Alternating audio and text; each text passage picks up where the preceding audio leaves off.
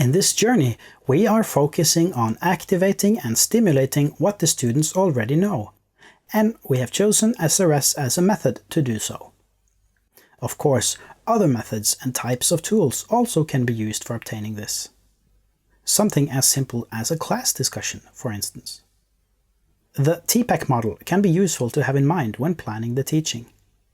It illustrates three main competencies: technological, pedagogical, and content knowledge.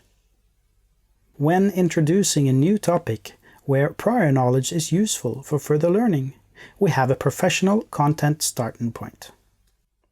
We know the distinctiveness and characteristics of the topic, and we know what prior knowledge that may be useful for triggering both motivation and being a platform for deeper understanding. We are also aware of typical misconceptions which needs attention. And in a session we are preparing, we want to activate both the prior knowledge within the students as well as revealing the misconceptions. We then have our pedagogic considerations on how to achieve this in the best way, and we have the content knowledge. We have combined the pedagogical and content knowledge competencies. TPACK also brings in technological knowledge into the considerations. Our choice of tools or techniques to use can be decisive for how we implement the pedagogics into the particular topic. Are there tools which may increase efficiency and enhance the effect of the learning process? Are there digital tools which may increase efficiency on previously used methods? Are there tools which opens up to new methods? This competency, the T in TPACK, is what knowing SRS is all about. In our case, let's imagine the following. We have a specific topic to be introduced to our class. We know that the prior knowledge differs between the students, and we want each of them to activate this knowledge. We also have a goal of increasing and anchoring the individual student's knowledge into every student in the class, to raise the knowledge level in the group as a whole. A class discussion requires all students to pay close attention to each other's contributions, and we don't get to know the prior knowledge of the passive students. But the use of SRS, all students need to answer the questions. But unlike a paper-written test, we get the results presented immediately, and can use them to trigger a conversation about the choices the students made. This conversation is based on the student's own activity, and gives a good opportunity to anchor the correct answer and also clarify misconceptions by asking good questions on why and how some may have come to different conclusions than others. We learn of and with each other.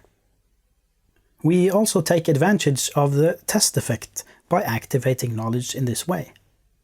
The test effect is well documented through broad research, and, to quickly summarize it, is all about students remembering knowledge better when they are tested in it than if they are not tested.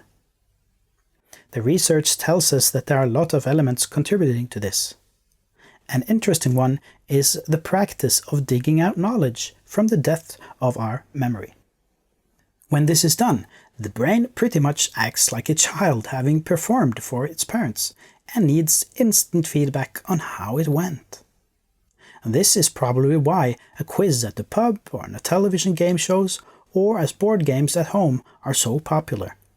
The brain enjoys that kind of practice. For the teacher, there also are benefits of using SRS when introducing a new topic.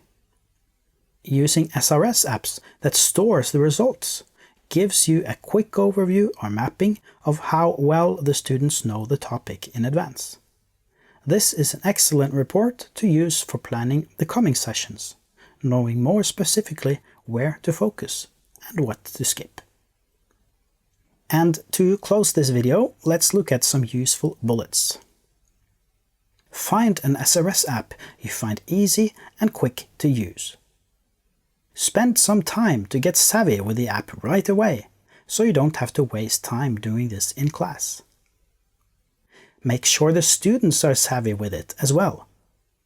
Introduce it by having a quiz for fun, and make sure everyone quickly can find it and use it before using it for learning.